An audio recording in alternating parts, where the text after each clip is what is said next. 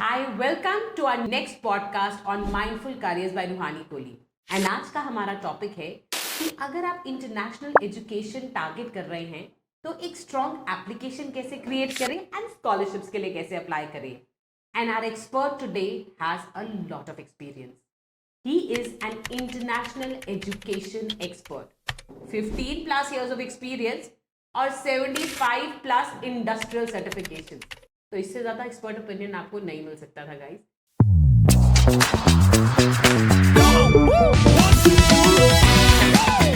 So let's welcome Abhinav Sharma. Thank you so much, Abhinav, for agreeing to this. Thank you, Ruhani, for hosting me today. And it's an absolute pleasure to be present here today in front of you and getting this opportunity to speak at length about international education. I know we've had a lot of conversations. कितनी बार आपसे मैंने ये बात की है and I'm glad आपकी knowledge I can share with a lot of people जो हमारे चैनल को सब्सक्राइब करते हैं या जिनको ये इन्फॉर्मेशन नहीं मिलती है, बिकॉज ये स्कॉलरशिप्स वाला टॉपिक तो ना is a very common topic. बिल्कुल बिल्कुल। और मैं अपने इंटरनेशनल एजुकेशन एक्सपीरियंस से जो एक चीज़ so till date I have interacted with more than 40,000 students and countless interaction से एक चीज़ जो कॉमन फीडबैक हमेशा सामने निकल के आता है कि बहुत से मेरिटोरियस बच्चे होते हैं जो बाहर जाना चाहते हैं, फाइनेंशियली इतने स्ट्रांग नहीं होते या फिर एकेडमिकली स्ट्रांग हैं लेकिन फाइनेंशियल सपोर्ट चाहते हैं, बिकॉज किसको नहीं चाहिए कि उसको स्कॉलरशिप मिले और एक अच्छी टॉप यूनिवर्सिटी के अंदर वो स्कॉलरशिप के थ्रू जो है वो अप्लाई करे।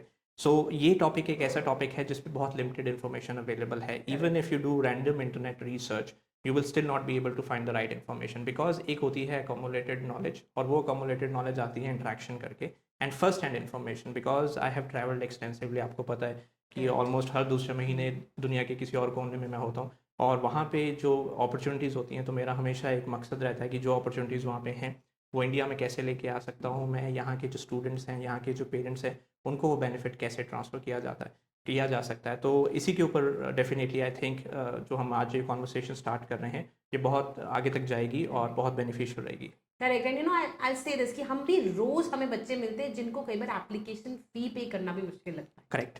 तो अगर आप एप्लीकेशन फी करना मुश्किल है तो आगे फीस और वो सब तो बहुत बड़ा बर्डन है, but they are very deserving, right, good qualification, good credentials, and this is I think what I need to talk about today. So let's start with the first element, strong application. पहले तो what a lot of people don't understand is strong application का मतलब क्या है। बिल्कुल। और ये एक हम कह सकते हैं कि एक मिथ बस्टिंग डिस्कशन होने वाली है जो हम करने वाले हैं। देखो, एप्लीकेशन जो होता है ना, अगर हम बात करते हैं तो स्टूडेंट को लगता है, क्योंकि स्टूडेंट जो है वो दो तरह के, एक वो स्टूडेंट जो वेल इन्फॉर्म्ड है, वेल रिसर्च स्टूडेंट है, और एक वो स्टूडेंट है जो कि अभी इंडिया का एजुकेशन सिस्टम भी नहीं समझ पाया और अब उसको यूके जाना है, यूएस जाना है और कनाडा जाना है और उसको लगता है जी वहाँ पे भी ऐसे ही होने वाला है एंड एक सिंपल प्रॉस्पेक्टस लेंगे और एप्लीकेशन चली जाएगी और हमारी एडमिशन हो जाएगी, जबकि ऐसा कुछ भी नहीं होता है। और यहाँ मैं कैटेगोरिकली जो बात कर रहा हूँ, I am talking about the universities which are elite universities. So I am gonna speak about world's top 100, world top 200 universities. एक एप्लीकेशन पहले बनाना सीखते हैं, उसके बाद हम देखते हैं कि उसको कैसे हम स्ट्रॉन्ग बना सकते हैं ताकि जो आपके चांसेस हैं to get admitted into that university they should always remain high. Second, आप एक अच्छे प्रोग्राम में कैसे जा सकते हो, because I am gonna speak about जो अपकमिंग करियर्स हैं। आज की डेट में जो मैं खुद इन्फॉर्मेशन दे रहा हूँ स्टूडेंट्स को, बिकॉज हम इंडस्ट्री 4.0 की बात कर रहे हैं। इंडस्ट्री 1.0 अभी रिसेंटली एक मैंने इवेंट होस्ट किया था जहाँ पे we were talking about industry 1.0, 2.0, 3.0। तो 18th century, 19th century, 20th century और अब 21st सेंचुरी, जहाँ हम बात कर रहे हैं artificial intelligence, IoT, big data, machine learning. अब जब ऐसे प्रोग्राम्स के आप एप्लीकेशन बनाते हो, you just can't do an ordinary work. आपको बहुत हाई लेवल की इंफॉर्मेशन चाहिए, वेल रिसर्च्ड एप्लीकेशन बनानी पड़ती है। किसी भी एप्लीकेशन के 3 फंडामेंटल कंपोनेंट्स होते हैं। So one is your academic, second is your English proficiency and third is your citizenship information which is basically passport. कैसे पता चलेगा कि आप एक इंडियन सिटीज़न हैं, कैसे पता चलेगा कि आप अफ्रीका से आ रहे हैं, कैसे पता चलेगा कि आप लैटिन अमेरिका से हैं, बिकॉज एप्लीकेशन प्रोसीजर्स वेरी करते हैं। और अगेन ये भी बहुत बड़ा एक आई वुड से मिथ है और इन्फॉर्मेशन बहुत ज़रूरी है इस टॉपिक पे बात करने के लिए कि जो आपकी कंट्री ऑफ रेजिडेंस है वहाँ से भी एप्लीकेशन प्रोसेसेस जो हैं वो चेंज होते हैं। So when you are in the UK applying to a UK university as a UK citizen versus an Indian citizen applying to a UK university, there is whole lot of difference. आपकी categories अलग हैं, आपके application forms अलग हैं, आपके procedures अलग हैं। सो ये इस इन्फॉर्मेशन पे हम और बात कर सकते हैं। तो थोड़ा इसी पे अगर हम डीप डाइव करें, how does it vary if you are applying in your own country, for example हम यूके, ऑस्ट्रेलिया, उनके रेजिडेंट के वर्सेस एज एन इंडियन हमें क्या क्या प्रोटोकॉल्स एक्स्ट्रा फॉलो करनी पड़ेंगी, क्या क्या चीज़ें हमारी एप्लीकेशन में होनी चाहिए ताकि एक्सेप्टेबिलिटी रेट बेटर रहे एंड ऑफ कोर्स आगे स्कॉलरशिप वगैरह के चांसेस भी बने, तो क्या चीज़ें चाहिए? सबसे बड़ा कंपोनेंट तो है रूहानी एकेडमिक इक्वलेंसी। ठीक है, अब आप इंडिया में पढ़ रहे हो, अब आप India has diverse education systems. अगर हम एक हाई स्कूल के बच्चे की बात करें तो वो पंजाब बोर्ड से भी आ सकता है, वो स्टेट बोर्ड से आ बिल्कुल, सकता है, बिल्कुल, वो सीबीएसई से आ सकता है, बिल्कुल। ICSE, then there is IB and then there is Cambridge. Yes. So इतने सारे जब आपके पास एकेडमिक बोर्ड्स हैं, और अगर मैं चांसलर हूँ या डीन ऑफ एडमिशन्स हूँ एक यूके यूनिवर्सिटी का, सो मैं एक इंडिया जैसी कंट्री के अंदर 6 बोर्ड्स हैं, और उन 6 बोर्ड्स में कम से कम भी 2 मिलियन बच्चे हैं जो कि हर साल पास आउट हो रहे हैं। सो जो परमुटेशन कॉम्बिनेशन है वो बहुत हाई है। तो अब सबसे फंडामेंटल डिफरेंस यहीं पे स्टार्ट हो जाता है। तो हर एक यूनिवर्सिटी ने एक इक्वलेंसी टेबल सेट किया होता है इंटरनली, जहाँ पे उन्होंने एक इक्वलेंस रखा होता है कि अगर आप स्टेट बोर्ड से आ रहे हो, this is the percentage we need. If you are coming from a country board, this is what we need. If you are coming from IB international baccalaureate, out of 40 और 45, this is what we need. अगर आप Cambridge से आ रहे हो, आप ए level से आ रहे हो, तो क्या परसेंटेज चाहिए। तो सबसे पहले तो होती है एकेडमिक इक्वलेंसी। सो हर एक वेबसाइट पे एडमिशन रिक्वायरमेंट के अंदर हर एक यूनिवर्सिटी ने सेट किया होता है और विजिबल होता है सब बच्चों को कि इंडिया से अगर आप इन बोर्ड से आ रहे हो, this is what is the threshold.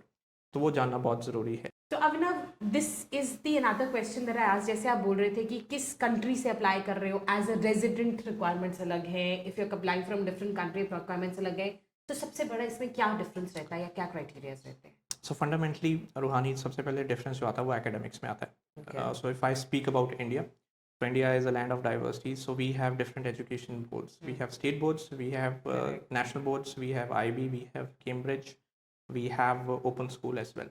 तो हर एक बोर्ड का एकेडमिक करिकुलम अलग है, मार्किंग स्कीम्स अलग हैं, उनके स्केल्स डिफरेंट हैं। कोई बोर्ड जो है वो 45-40 के स्केल पे चलता है, कोई 100 की परसेंटेज पे चलता है, कोई जीपीए पे चलता है। So how does a UK university और अ यूएस यूनिवर्सिटी नो कि आपकी इक्वलेंसी कितने बनेगी? बिकॉज आप कंपेयर कैसे करोगे कि इसका 65% उसके 65% के साथ मैच करता है। तो उसके लिए एकेडमिक इक्वलेंसीज होती हैं, जिसमें बहुत सारी स्टेट ऑर्गेनाइजेशंस जो होती हैं और इवन ग्लोबल कंजोर्शियम्स होते हैं जिन्होंने एक इक्वलेंसी टेबल बनाया होता है कि जिस पे ये डिसाइड होता है कि अगर आप एक्स वैल्यू से आप एक्स कंट्री से आ रहे हैं, तो आप जिस डेस्टिनेशन में जा रहे हैं तो वहाँ पे उसकी क्या इक्वलेंसी बनेगी। तो यही सबसे बड़ा डिफरेंस आ जाता है कि एक यूके यूनिवर्सिटी या फॉरेन यूनिवर्सिटी के पास वो इक्वलेंसीज होती हैं जिससे वो मेजर करते हैं कि when you applying from CBSE, तो आपको इतने परसेंटेज थ्रेशोल्ड चाहिए। और ये जो इन्फॉर्मेशन होती है ये कम्प्लीटली विजिबल होती है, ट्रांसपेरेंट होती है। स्टूडेंट्स को ये वरी करने की ज़रूरत नहीं है कि मेरे को किसी के पास स्पेशली जाना है। आप उस यूनिवर्सिटी में जाइए, अपना एडमिशन रिक्वायरमेंट्स के सेक्शन में जाइए, अपना कंट्री सेलेक्ट करिए इंडिया, और आपको कंप्लीट इन्फॉर्मेशन मिल जाएगी। ऑन दी कॉन्ट्रेरी, अगर मैं एक यूके सिटीज़न हूँ या मैं रेजिडेंट हूँ वहाँ का, तो मैं क्योंकि यूके एजुकेशन सिस्टम में पढ़ा हूँ, तो मेरी इक्वलेंसी ऑलरेडी बाय डिफ़ॉल्ट वहाँ पे है। सो मुझे अपना करिकुलम और ट्रांसक्रिप्ट सीधे यूके यूनिवर्सिटी को प्रोवाइड करने हैं। यहाँ पे एकेडमिक्स का डिफरेंस आ जाता है। सेकंड जो चीज़ है वो है इंग्लिश प्रोफिशिएंसी। एक यूके में पढ़ा हुआ बच्चा already he is studying in an English medium environment, I may not be studying in an English speaking environment, और Correct. लैंग्वेज बहुत बड़ा बैरियर है इंडियन स्टूडेंट्स के लिए। और इंडिया में फिर अगेन डाइवर्सिटी आती है। फॉर एग्जांपल, एक स्टूडेंट जो टियर 1 मेट्रोपॉलिटन सिटी से आ रहा है, Delhi Mumbai, Of course. Versus जो मेरे पास आ रहा है भुवनेश्वर से, वर्सेस जो मेरे पास आ रहा है रायपुर छत्तीसगढ़ से, वर्सेस मेरे पास कोई आ रहा है सिलीगुड़ी असम से। हर एक के रिसोर्सेज अलग हैं, वहाँ का इन्वायरमेंट अलग है, एक्सेंट्स अलग हैं, एक्सेस टू टेक्नोलॉजी अलग है। तो Correct. वहाँ पे बहुत डिफरेंसेस हैं। तो इंग्लिश लैंग्वेज प्रोफिशिएंसी की मार्केट इंडिया में बहुत बड़ी मार्केट है। इंडिया में बहुत सारे जो हैं स्टैंडर्डाइज टेस्टिंग एजेंसीज ऑपरेट करते हैं, चाहे वो आइल्स है, चाहे वो ईटीएस है, टोएफल या फिर पियर्सन है। तो यहाँ पे भी बहुत डायनेमिज्म इन्वॉल्व है। बिकॉज क्यों? क्योंकि आइल्स है बैंड 9, अगर टोएफल है तो आपको आउट ऑफ 120 स्कोर करना है, अगर पियर्सन है तो आपको 90 आउट ऑफ 90. स्कोर करना है। तो हाउ डू यू डिफरेंशिएट कि 90 में से इतने हैं तो वो आइल्स इतना बनेगा, और अगर टोफल में से 105 आउट ऑफ 120 तो इतना आइल्स होगा, या what ever is the English proficiency. तो उसमें भी यूनिवर्सिटीज़ ने इक्वलेंसी टेबल सेट किए होते हैं which are globally agreed upon कि ये अगर आपका स्कोर है तो इतनी इक्वलेंसी बनेगी। Again, a UK citizen would not have to usually go through all this process. He from day one is in an English speaking environment. तो ये दूसरा डिफरेंस आ जाता है। तीसरा होता है नेशनैलिटी। नेशनैलिटी आपका पासपोर्ट। मैं एक इंडियन स्टूडेंट हूँ, इंडिया का रेजिडेंट हूँ, इंडिया का सिटीजन हूँ, तो मैं इंडिया का पासपोर्ट लेके अप्लाई कर रहा हूँ, तो मेरे को वीज़ा चाहिए होगा। यूके वाले को तो वीज़ा नहीं चाहिए, और अगर मुझे वीज़ा चाहिए तो उससे पूरा जो प्रोसेस है वही चेंज होता है। रीज़न कि मुझे अब स्टूडेंट वीज़ा अप्लाई करना है, उसका एक सर्टेन प्रोसेस है, उसके सर्टेन डॉक्यूमेंट्स हैं, सर्टेन रिक्वायरमेंट्स है, उसका एक सर्टेन टाइम फ्रेम है। देन एडमिशन डेडलाइंस हैं। वो इंटरनेशनल स्टूडेंट्स की अलग हैं, डोमेस्टिक की अलग हैं। उन डेडलाइन से पीछे अगर एक स्टेप आते हैं, देन मेरी इंग्लिश प्रोफिशेंसी की डेट्स हैं। तो करते करते ये पूरा जो विंडो बन जाता है, एक इंटरनेशनल स्टूडेंट को 6 से 12 महीने की विंडो एडवांस में लेके चलनी पड़ती है from the date he wants to start, which is very very different from the student who is already in the country. तो ऑफ कोर्स, सो एनीबडी जिसको प्लान है बाहर जाने का, तो आइडली शुड स्टार्ट अर्ली। वो लास्ट डेडलाइन की wait अगर करेंगे तो फिर visa will not be granted, and I think even then visa में भी उनकी जेन्युइननेस भी थोड़ा सा क्वेश्चन में आ जाती है। राइट? So जो वीज़ा ऑफिसर्स होते हैं, because I usually have a lot of conversations with the embassies, diplomats. So fundamentally जो सबसे बड़ा मिथ यहाँ पे भी है कि मैं तो जी लास्ट मोमेंट तक वेट करूँगा, आराम से अप्लाई करते हैं, 1.5 महीना पहले अप्लाई करते हैं, अभी सितंबर जाना है तो जुलाई में अप्लाई करेंगे, अगस्त फर्स्ट वीक में अप्लाई करेंगे। So there is a heads up, things have changed drastically. So over the last 10 years, जो मैंने पर्सनली देखा है, कई बार हम कनाडा का वीज़ा अप्लाई करते होते थे 1 महीना सवा महीना पहले, तब भी वीज़ा जो है आराम से 5 या 10 दिन में आ जाता था। और आज कई बार ऐसे भी सिनेरियोज होते हैं when you have to apply 6 months in advance. Okay. So my fundamental request to every student, every parent out there is that you must start preparing for international education at advance. आप 12th के exam दे के ये decide नहीं कर सकते कि मेरे को बाहर जाना, और आप सोचो कि मैं 3 महीने बाद एक अच्छी यूनिवर्सिटी में चला जाऊंगा। एक डिसेंट, जिसकी मैं बात कर रहा हूँ, वर्ल्ड टॉप 100 टॉप 200 इंस्टीट्यूशन में जाने के लिए आपकी प्लानिंग कम से कम 18 महीने की है। उससे नीचे की प्लानिंग नहीं है। और उसके अंदर सारे कंपोनेंट्स है। उसके अंदर आपका एकेडमिक्स है, उसके अंदर आपकी इंग्लिश प्रोफिशिएंसी है, उसके अंदर एप्लीकेशन के बाकी कंपोनेंट्स हैं, देन लास्टली वीज़ा है। और उसके बाद भी एक स्टेप है which is the pre departure, which involves your accommodation, other arrangements, logistics. So planning all this holistically needs good 1.5 year. Which I completely agree. The tests वगैरह तो आपको 11th में दे देने चाहिए if you want to go after 12th, I'm assuming. Yes. And when should they apply? University को किस month के around apply करना? So there is no fixed answer for that because it is completely dependent upon the destination market. So if you are speaking and talking about an Ivy League university or a top UK university, you should apply at least 12 months to 18 months in advance. So basically आपकी जो application है, जब आपके 10th के pre board खत्म होते हैं ना, आपके माइंड में प्रोसेस जो है वो चलना शुरू हो जाना चाहिए that okay I want to go to Yale, Princeton, Columbia, Brown University, और वहाँ से आपका एक्चुअल प्रोसेस है। और कई स्टूडेंट्स तो मेट्रोपॉलिटन में इतने एडवांस्ड हैं, they start preparing in 7th और 8th बिकॉज एप्लीकेशन के अंदर बहुत सारे कंपोनेंट्स हैं। On the other hand, let's say there are universities which are let's say located in Australia और even in New Zealand, in UK for that matter, there are certain universities which will still accept your application if you apply after your 12th, as long as the seats are available. Okay. So there is no fixed answer, but generic statement would be that higher the rank of your university, earlier you should apply. And then there are specific deadlines. So there is an early admission deadline, then there is a rolling admission deadline, and then there is the last acceptance deadline. तो अगर आप application scholarship के साथ expect कर रहे हो, scholarship की एक स्पेसिफिक डेडलाइन है, क्योंकि यूनिवर्सिटीज़ जो एप्लीकेशन प्रोसेस करती हैं, most of them they process in a pooling manner. So they have a fix date. Let's say कि अगर सितंबर 25 की मैं बात कर रहा हूँ, जो अगले साल का फॉल इनटेक है, उसकी एप्लीकेशन की अच्छी यूनिवर्सिटीज़ की डेडलाइन इस साल की 15 नवंबर है। ठीक है, सो आप खुद सोच सकते हो कि 10 महीने पहले वो एप्लीकेशन क्लोज कर देते हैं। उसका एक ही पर्पज़ और रीज़न होता है कि 15 नवंबर तक they will collect let's say 10,000 application against 200 seats. So from those 10,000 they have to now select 200 best students. That entire process is a journey for which they will take 5 months. So जो deadline 15 नवंबर की है, उसका outcome आता है अप्रैल में या मई में, जब स्टूडेंट का 12th का रिजल्ट आता है। सो इसीलिए जो अगेन एक मिथ होती है स्टूडेंट्स को कि मेरा तो 12th की मार्कशीट नहीं है, मैं कैसे अप्लाई कर सकता हूँ, you have to start, and उसका भी हम प्रोसेस डिस्कस कर सकते हैं। So my recommendation, again, it all boils down to first of all, you have to do backward calculation. You have to select which university you want to apply. Based upon their deadlines, you should prepare. But as long as you are starting from 18 months to 24 months in advance, you should be good for any decent university or good university. So Abhinav, we talked about education and so many boards, CBSE, IB. Is there any preference? अच्छी universities की किसी board के लिए preference ज़्यादा, किसी, क्योंकि बहुत बार parents ये सोचते हैं कि हम IB से CBSE में शिफ्ट करें कि CBSE से IB में शिफ्ट करें। 11th 12th में this is a very genuine question we come across. So I would not use the word preference, but I would say there are advantages of certain boards. Okay. And the advantages, they depend upon the exposure level. Okay, because IB definitely gives you exposure to international curriculum. It does. IB definitely gives you exposure. There are certain excursions, there are certain exchange programs. So it all boils down to that individually as a student, as a parent, what level of exposure you want to get and how early you want to get. Okay. ठीक है, so I would not, so universities they do not prioritize or give preference as such, but definitely holistically when you apply it to a foreign institution they see the application as a package. They do not see, India की तरह नहीं है कि आपके 100 में से 99 number है तो आप बेस्ट हो, ठीक है, वो एक कंपोनेंट हो सकता है, बट ओवरऑल देखा जाएगा कि आप लीडरशिप स्किल्स आपके कितने अच्छे हैं, आपके एकेडमिक स्किल्स कितने अच्छे हैं, have you been an active participant in athletics और sports, have you done anything which has contributed to the society, have you done voluntary activities. तो पूरी एप्लीकेशन एक पैकेज की तरह होलिस्टिकली देखी जाती है. उसमें different boards they do play a different role, because state boards में हो सकता है कि शायद उतना एक्सपोजर या अलग फॉरेन ट्रिप्स बच्चे ने ना करी हो, ठीक है. IB के अंदर they are learning from foreign authors, they are getting guest lectures, they are travelling to different countries. Similarly Cambridge, so the curriculum is designed by the University of Cambridge, so you have different components. Correct. So in a nutshell, it is advantageous to study in a foreign curriculum, but at the same time, if you do not perform well in a foreign curriculum, you are as good as nothing.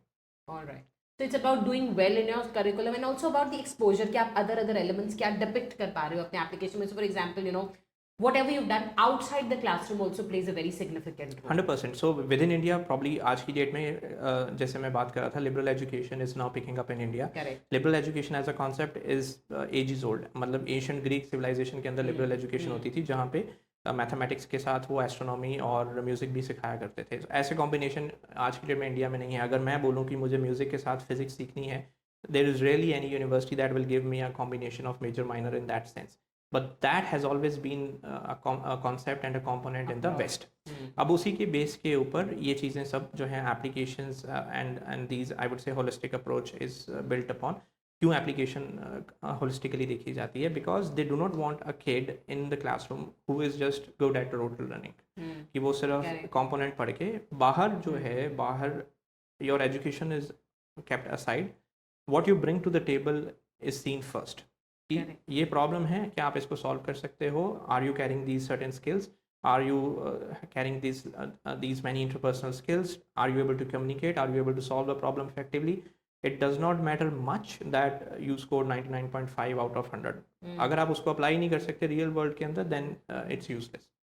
So अगर आपने ठान लिया कि मुझे बाहर जाना है, तो आपके 12th में से -4 साल करके 8th onwards, चाहे आप मॉडल यूनाइटेड नेशंस कर रहे हो, चाहे आप रेड क्रॉस सोसाइटी के साथ काम कर रहे हो, चाहे आप डिप्लोमेटिक लेवल पे काम कर रहे हो किसी के साथ, या even you are advocating charity, you are working with NGOs, you are good at sport, you are good at music, you are good at oratory skills, you are very good speaker.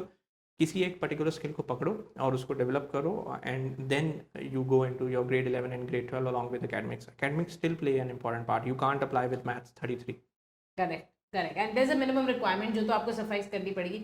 And correct me if I'm wrong कि ये requirement भी country to country फर्क रहती है. जैसे UK plays a very gives a huge weightage academics को. US में it's a complete picture, a more comprehensive picture, and Australia has a different perspective. Am I correct here? And थोड़ा सा इस पे if you could share some light. So again, source and destination, the permutation combination. So let's say there are 197 countries. So 197 countries का vice versa combination होता है कि अगर एक नाइजीरिया का बच्चा यूके अप्लाई कर रहा है, उसकी रिक्वायरमेंट्स अलग हैं. इंडिया का बच्चा जब यूके अप्लाई करेगा उसकी रिक्वायरमेंट्स अलग हैं. जब एक सेंट्रल यूरोपियन कंट्री का बच्चा यूके अप्लाई करेगा, वो यूरोपियन यूनियन का पार्ट है, वो जब यूके जाएगा उसकी रिक्वायरमेंट्स अलग हैं. So again, there is no fixed answer to that, but definitely we are sitting in India, we are talking about Indian students. So academic percentage does play a great role, and UK usually has UCAS, which is their central application service. और वहाँ पे Russell group की जो universities हैं, अगर top universities, अगर university of Southampton में जा रहे हैं आप, इंपीरियल कॉलेज में जा रहे हैं आप, किंग्स कॉलेज में जा रहे हैं आप, लंदन स्कूल ऑफ इकोनॉमिक्स जैसे इंस्टीट्यूशन में जा रहे हैं. So again, it's similar in the way that you must score a certain GPA, which is like elite of the elite. Plus, you have very strong English communication skills, and then you have a holistic application. You have a very good personal statement.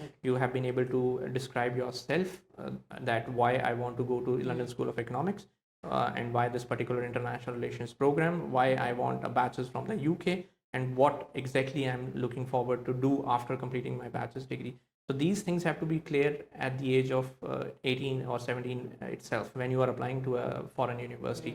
And again, there is a categorization that you are applying to a world rank 100 university, and then probably you are applying की जो university 10,000 पे आती है उस university में, और top 100 की university के एप्लीकेशन प्रोसेस अलग होंगे बहुत ज़्यादा फर्क और है। एकेडमिक कंपोनेंट्स अलग होंगे. हो सकता है कि शायद आपकी सेकंड डिवीजन 50% नंबर हैं वो भी चल जाए, ठीक है. लेकिन अच्छी यूनिवर्सिटी में अगर आपको जाना है, देन जैसे मैंने बताया, आप 10,000 एप्लीकेशन में से 200 के आगे कम्पीट कर रहे हो. एंड ऑब्वियसली एक चीज़ जो मैं हमेशा कहता हूँ कि आईआईटी में से निकलना और यहाँ पे फॉर अगर ग्रेजुएट बच्चे हैं तो कैट में से निकलना आईएम के लिए, still it is like 100x tougher than going into a good university I abroad. completely agree. I completely agree because वहाँ पे it's not dependent on one small test. No, there is more comprehensive element Yes. जो आपने 3-4 साल में build up किए हैं and उसको आप present कर रहे हैं, जहाँ पे मतलब रोल आपका personal statement का भी आ जाता है ना कि आपने 3-4 साल में क्या build किया और आप उसको कैसे present करते हैं. So some thoughts on personal statement, how to work on it. So personal statement is an extensive work.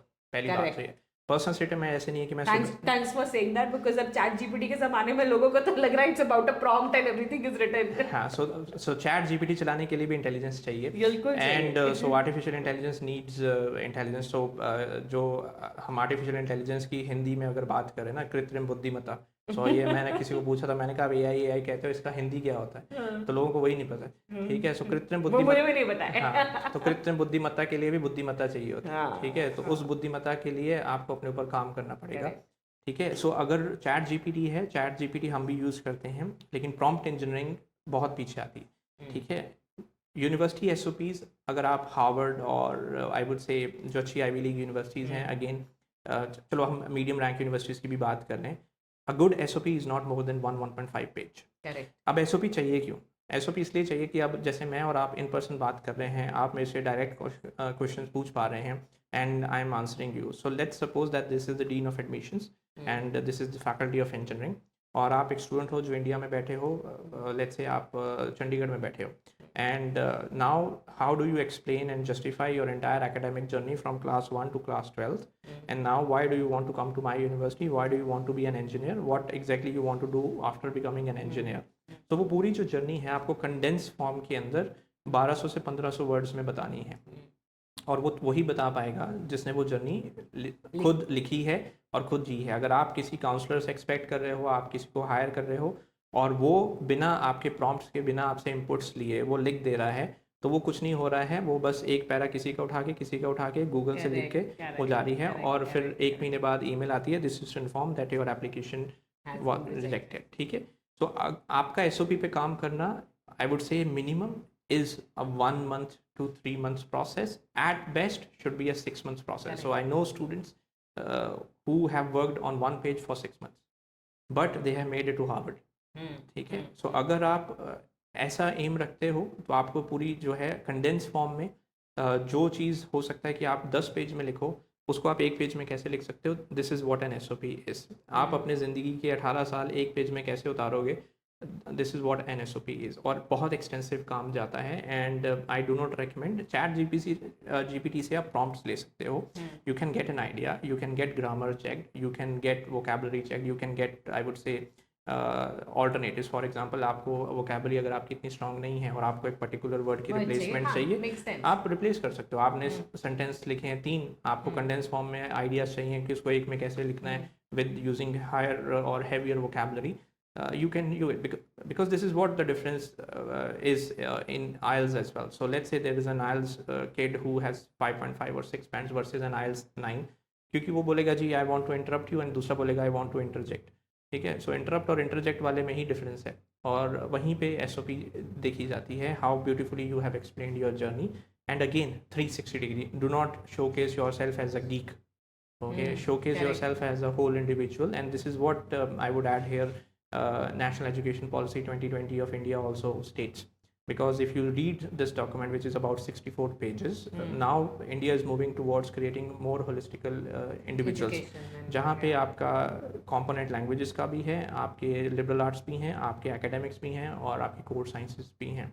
So definitely, again in a nutshell, SOP is the life line of your application. Correct. You so हमेशा application कई बार उल्टी check होती है. उल्टी in the sense कि पहले SOP उठाई जाती है.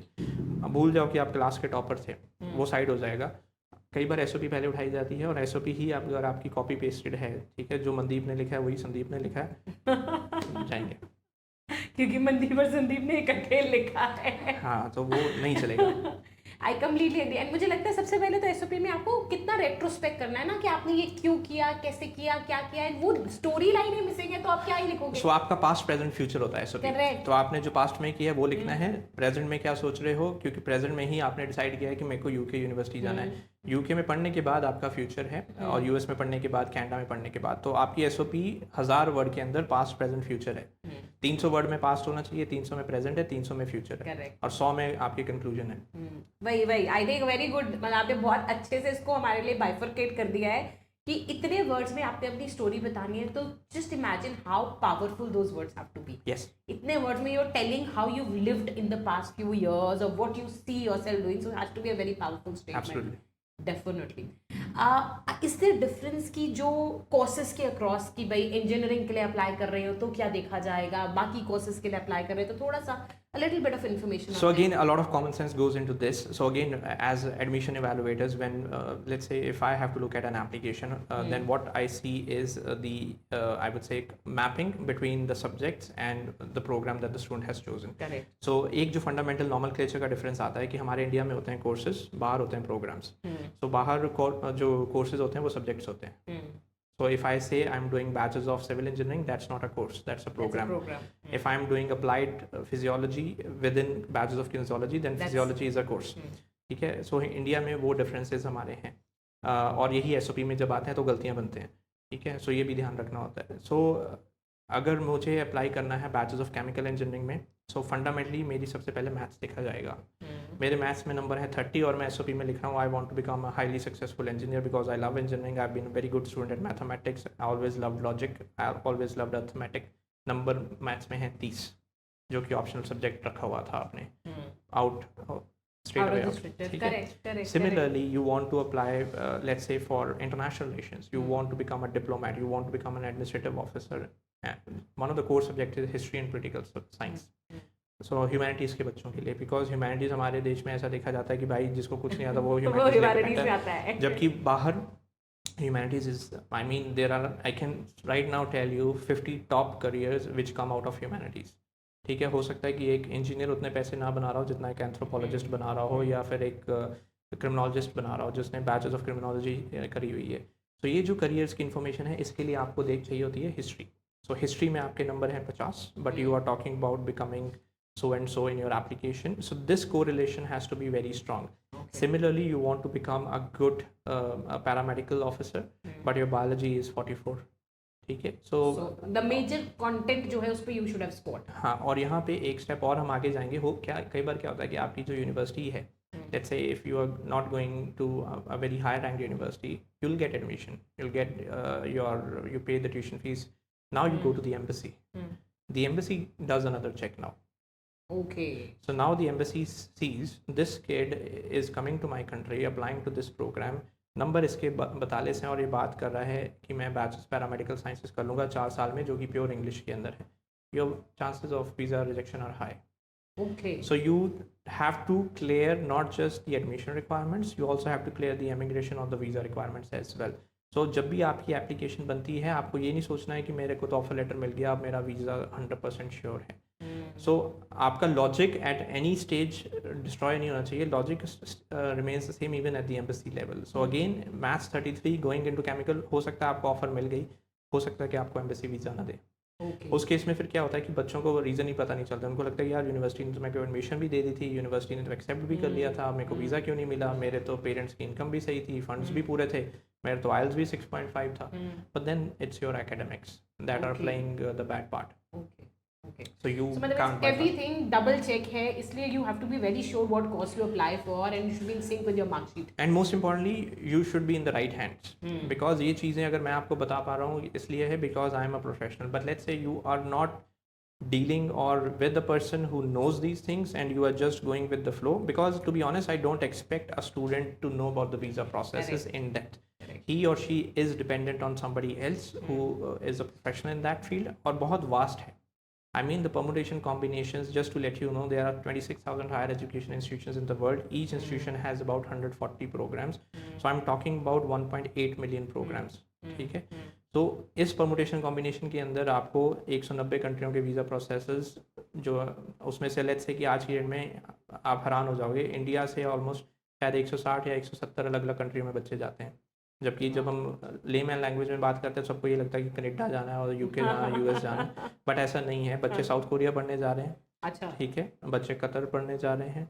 सो दुबई, कतर, ठीक है, स्टूडेंट सब जगह जा रहे हैं इस वक्त. आज की डेट में इंडिया का बच्चा हर जगह जा रहा है. सो पॉइंट इज ये सारे जो कॉम्बिनेशंस हैं ये एक स्टूडेंट को पता होने बहुत मुश्किल है, because there is no manual.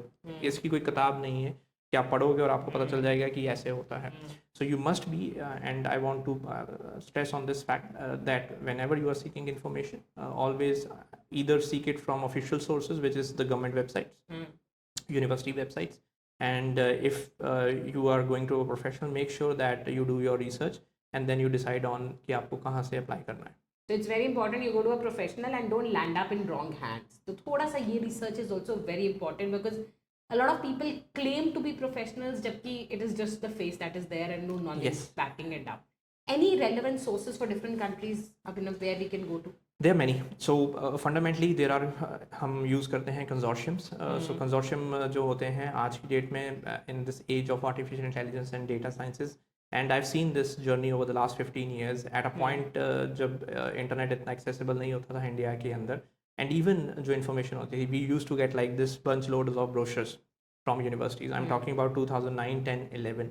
तो इवन एक नॉर्मल ऑस्ट्रेलियन यूनिवर्सिटी अप्लाई करने के लिए उनका प्रॉस्पेक्टस आता होता था ऑस्ट्रेलिया से, उसके पीछे जो है डॉटेड लाइन पे एप्लीकेशन फॉर्म होता था पेपर में, उसको फाड़ते थे, वो फॉर्म भरा जाता था, वो स्कैन होता था, तो वो अप्लाई होता था. From that to now we have come to complete automation based. Correct. Even the visas are automated.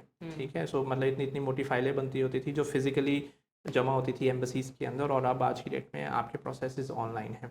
सो कहने का मतलब ये है कि अब जितने भी रिसोर्सेज हैं, even from the embassies, from the government, from the universities, from the boards, they are all online.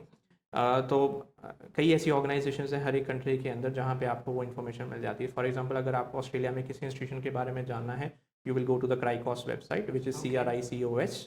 ठीक है. अगर आपको न्यूजीलैंड के बारे में जानना है, आप जाओगे एजुकेशन न्यूजीलैंड की वेबसाइट पे. अगर आपको यूके के बारे में एप्लीकेशन प्रोसीजर्स समझने हैं, यूनिवर्सिटीज़ के बारे में देखना है, आप यूकैस की वेबसाइट पे जाओगे. इवन ब्रिटिश काउंसिल की जो वेबसाइट है उस पर बहुत सारे रिसोर्सेज जो हैं वो अवेलेबल हैं. अगर आपको फ्रांस के बारे में देखना है, campus France is an organisation that does extensive work, तो आप कैंपस फ्रांस को कॉन्टैक्ट कर सकते हो. अगर आपको जर्मनी जाना दैन देयर इज़ DAAD. ठीक है. एजुकेशन इन US है फॉर US, और कनाडा में है edu Canada. So there are like multiple these organizations or aggregators, platforms where you can find holistic, complete, accurate information. Study in Germany अगर आप लिखोगे, या कंजोर्शियम्स की जैसे मैं बात करता. अब ऑस्ट्रेलिया में क्या है कि जो प्रोविंसेस हैं उनके कंजोर्शियम्स हैं.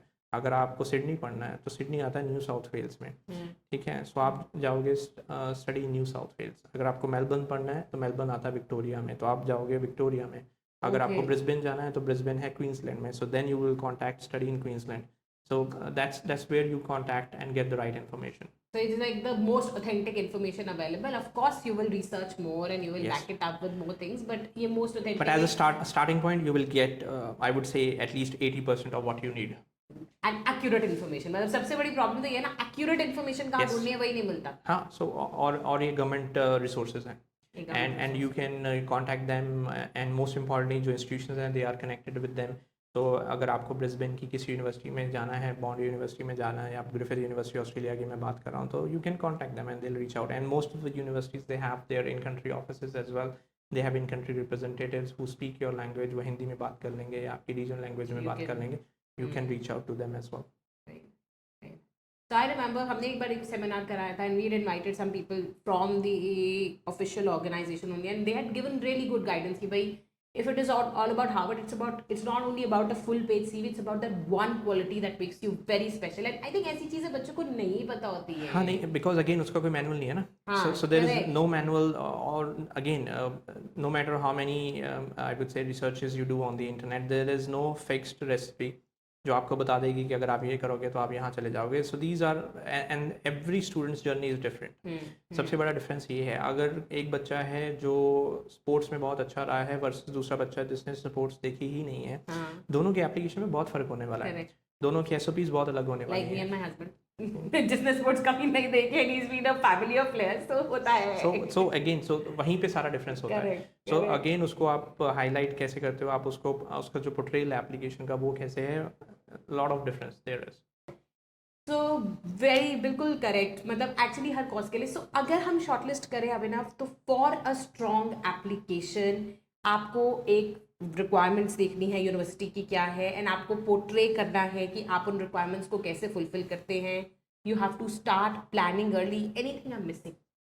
So I would say subject-based applications. For example, if you are applying to architecture, your applications will be very different. You Okay. need portfolio. You need a strong statement of purpose. You need a strong CV. You need strong letters of recommendation. Whereas you are applying to a simple bachelor's of commerce or a diploma business administration, आपको सिर्फ academic science passport चाहिए और English proficiency, let's say.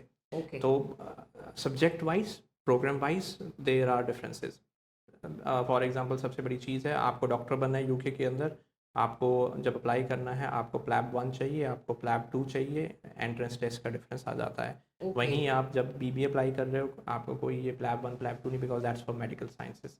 तो ये differences एक तरह की ये डिफरेंसेस कि एंट्रेंस टेस्ट का डिफरेंस आ गया. दूसरा डिफरेंस है कि अब आप आर्किटेक्चर में अप्लाई कर रहे हो, कोई भी अच्छी यूनिवर्सिटी बिना पोर्टफोलियो लिए आपको आर्किटेक्चर में एडमिशन नहीं देगी. पोर्टफोलियो में भी डिफरेंसेस हैं. कई पोर्टफोलियो होते हैं जिसमें डिजिटल डिज़ाइन अलाउड होते हैं, कईयों में हैंड स्केचिंग चाहिए होती है, अच्छा. कईयों में आपको जो है 3D ऑटोकैड आना चाहिए. सो जस्ट इमेजिन एक +1 का बच्चा है, उसको ऑटोकैड आना चाहिए और उसने अगर रिसर्च नहीं करी है, और ऑलमोस्ट उनको फिर लगता है शॉक जब वो देखते हैं कि अब एडमिशन को रह गए 10 दिन और मुझे ऑटोकैड में डिज़ाइन बनाना है. तब वो किसी से बना के तो दे देते हैं, कई बार ये भी होता है, बट यूनिवर्सिटी में कैसे सर्वाइव करोगे आप. ठीक है.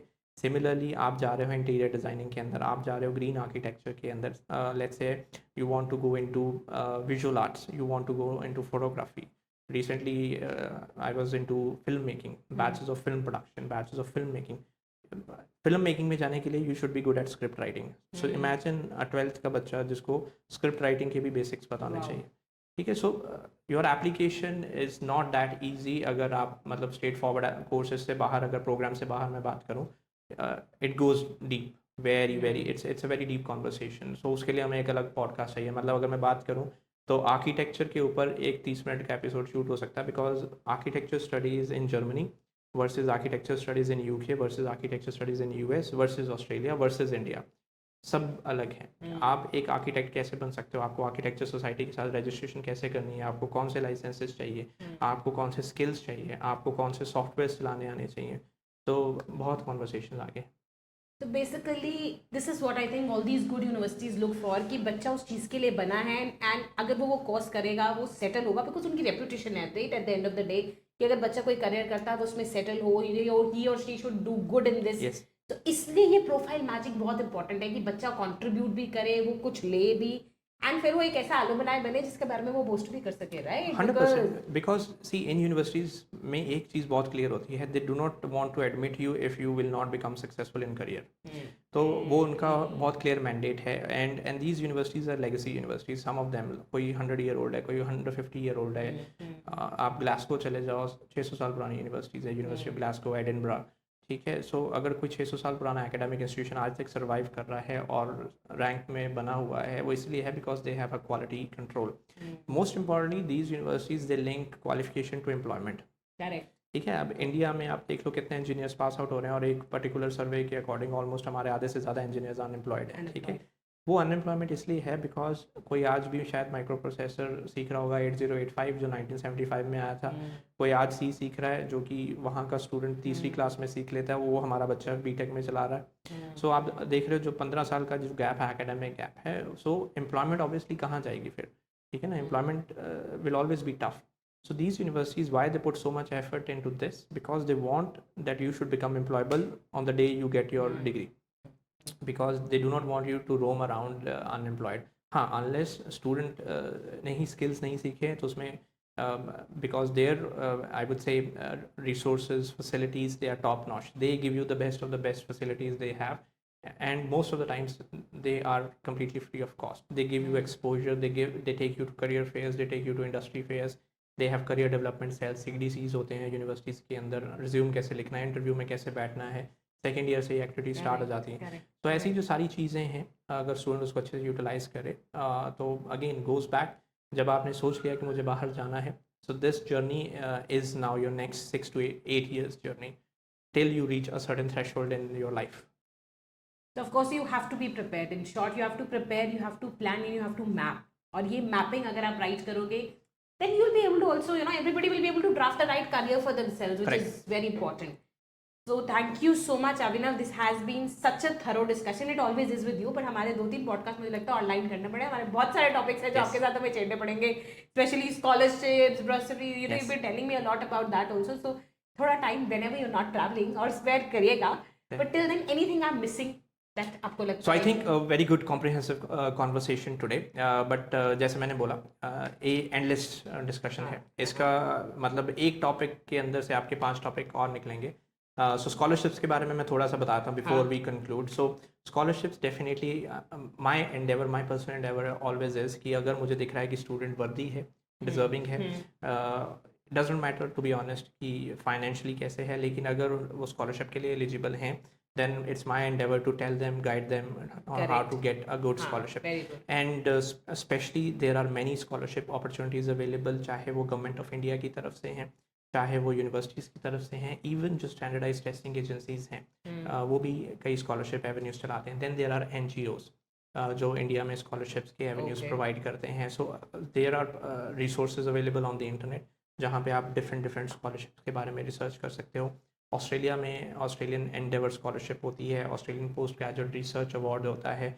UK में there are many scholarships which are part of a university. For example president scholarships होती हैं, स्पोर्ट्स बेस्ड स्कॉलरशिप्स होती हैं, और कई ऐसी स्कॉलरशिप्स होती हैं जिसमें आपकी पूरी ट्यूशन फीस कवर्ड होती है, और आई वुड से रादर देन फंडिंग अवेलेबल होती है जहाँ पे आपकी पूरी tuition fees is covered, your living cost is covered, your incidental, let's say your electricity, your internet bill is covered, and sometimes even to the extent your airfare is covered. That primarily happens in the case of research applicants. So if you are very good at research, I'm talking about students who have completed bachelors in India और वो masters of research के लिए जाना चाहते हैं, PhD के लिए जाना चाहते हैं, and I have sent students जो कि टॉप नॉच रिसर्च जिन्होंने करी है फील्ड्स के अंदर, और ये रिसर्च अगले 25 साल में सोसाइटी के लिए काम आने वाली है. सो उनके 2-2 लाख, $1 लाख, $1.5 लाख ये फंडिंग मिलती है, और लिटरली मिलती है, and it's not rocket science, doable है. एक जेन्युइन बच्चा अपने पूरे एफर्ट्स अगर डालेगा तो 60 लाख, 70 लाख, 1 करोड़, 1.25 करोड़ की स्कॉलरशिप होती है. उस पर हम और डेफिनेटली बात कर सकते हैं अगले पॉडकास्ट में. Definitely, because a lot of sources and everything, I'll definitely like a lot of information about this. But thank you so much. I think it has been a great discussion, and we've been able to point out a lot of things जो एक बच्चे को देखनी चाहिए अगर वो अच्छी university में पढ़ना चाहता है. तो अगर टॉप 200 टारगेट करना है तो काम भी उस लेवल का करना पड़ेगा. बिल्कुल. नहीं तो there are options available without that, तो फिर या तो वो टारगेट करो, because they are preparing you for a career, and to prepare for a career effort is much more than just getting into a college. Thank you so much. If you have any more queries और आप चाहते हैं हम उसको touch करिए, please leave your comments below and do subscribe to us if you want further information and further such podcasts from us. Thank you so much.